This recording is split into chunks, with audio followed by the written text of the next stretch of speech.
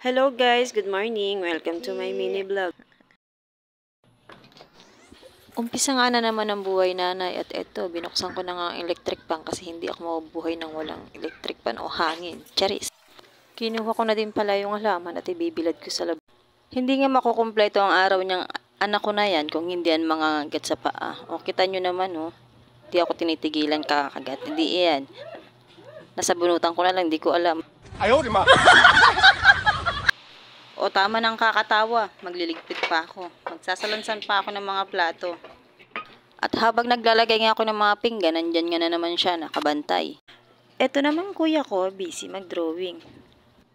Wow, biglang nagiba ang boses, Charis. Binilisan ko na nga rin ang pagliligpit ko dyan kasi etong dalawa, nag-uumpisa na magpasaway. Eto, panoorin nyo ha.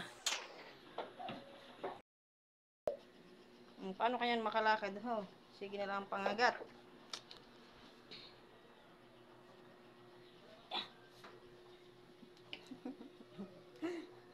Hi! Hello!